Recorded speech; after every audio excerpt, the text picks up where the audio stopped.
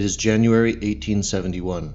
The Prussians have just defeated the French army, made up of poor, rural conscripts from the countryside, who had recently died fighting for a revolutionary government based in Paris. A year before, the Second French Empire was forced by legislative decree to declare war against the German Confederation, led by the Prussian Chancellor Otto von Bismarck, under the misguided notion that the free independent German states along the eastern marches of France would become nationalistic and gradually bring their political allegiances into the Prussian sphere.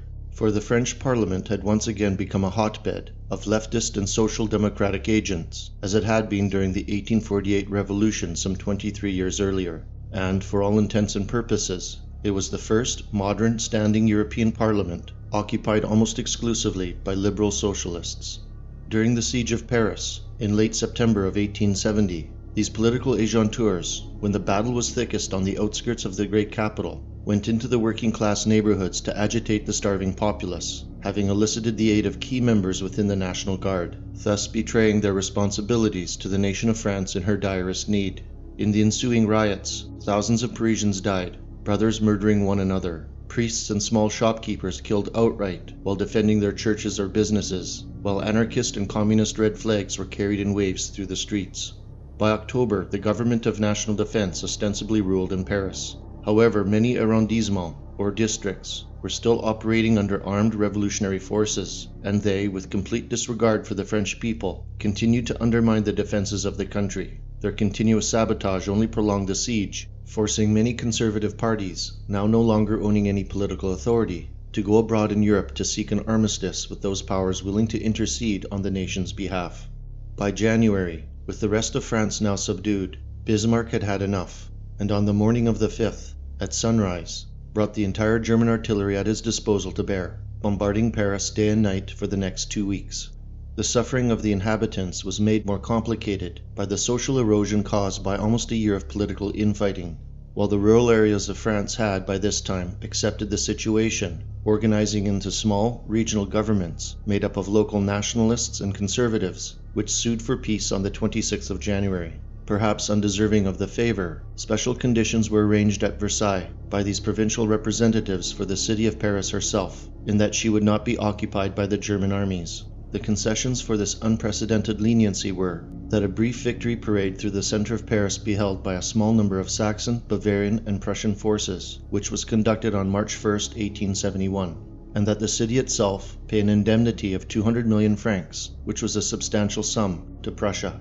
Bismarck honored the agreement in full, which included the preservation of the National Guard, so that France would not be left undefended, and a day after signing the armistice, he ordered trainloads of food to be brought into the beleaguered city.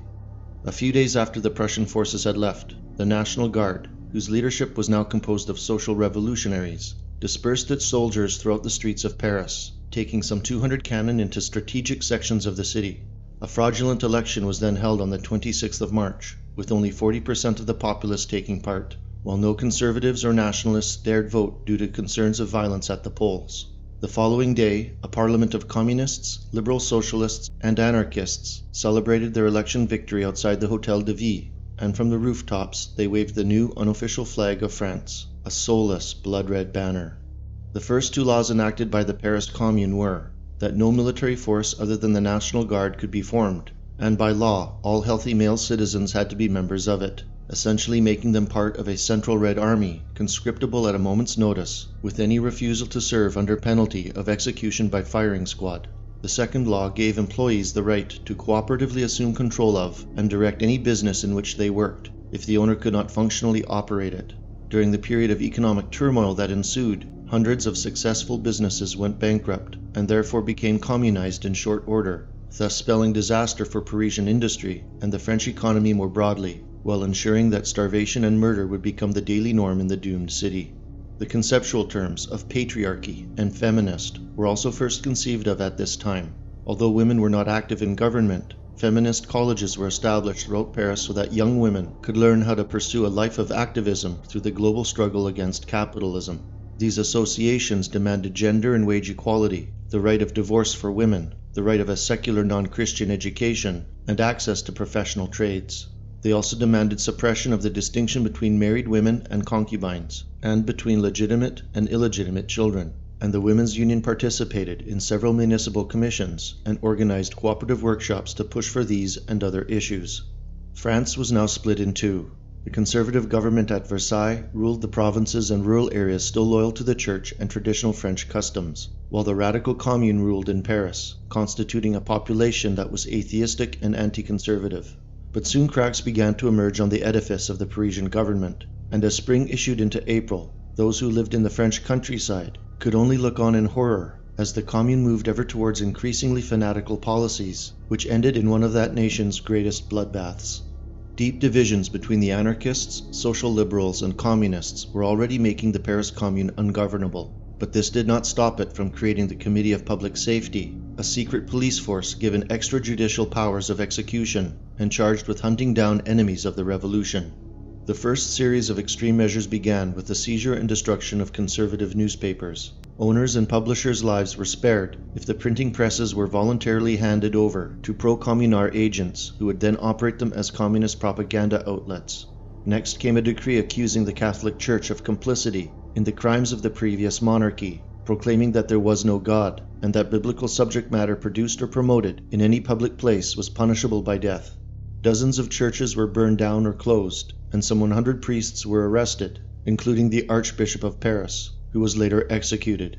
Some 200 nuns were also arrested, many of whom were gang raped by anarchists, with dozens committing suicide after having been so violated. National and conservative monuments came next.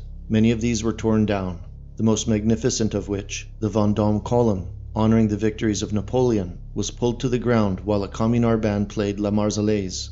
Untold numbers of ancient statuary, paintings, books, and religious artifacts were systematically destroyed, and with these, much of France's cultural history. While these outrages were consuming the attention of the Paris Commune and its leadership, the official government of France began gathering its forces in preparation for an all-out assault on Paris, with the intention of a merciless rout. Bismarck, as per the Franco-Prussian peace accord, released thousands of captured French soldiers, many of whom re-enlisted under the Versailles banner, with the desire to bring vengeance down upon the Parisian National Guard, who had sold them out on the field of battle for the principles of communism, anarchism, and atheism. Once assembled, an able, grizzled general who had fought for Napoleon III, Patrice de MacMahon, was given command of the French army, and he wasted little time.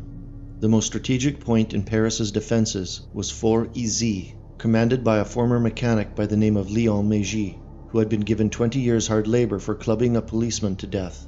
The communists repealed his sentence, citing that the officer represented the old patriarchy, and that Mégy's murder was a class-based political act of heroism. He was promoted to colonel, and stationed to protect the fortress which directly blocked the route of the French army into Paris. But due to his incompetence in military matters, he allowed the Versailles army to install cannon within range unharassed. After 3 days of heavy bombardment, MacMahon offered to spare the defenders' lives if they simply walked away. Mégy consented, and Paris was now completely open. Meanwhile, the leadership within the Paris Commune began to quarrel as things unraveled, ending in the absurd appointment of a Marxist journalist to the command of the National Guard. And so it was that on Sunday, May 21, 1871, 60,000 French troops entered an unprotected section of Point de Jour, and there began a week of unrelenting bloodshed, for each cobblestone was contested for, and the indoctrinated Parisians, fearing the wrath of the Commune more than the murder of their own brethren, decided that death under such circumstances was acceptable, and nearly 20,000 of them died on the altar of revolutionary communism. The French Third Republic was established a few months later, but there was an ominous aftermath to this appalling episode in European history. An entire generation of socialists, communists, anarchists, feminists, and various liberal allies had learned how to network with one another, from the highest political places all the way down to the undergrounds of European society.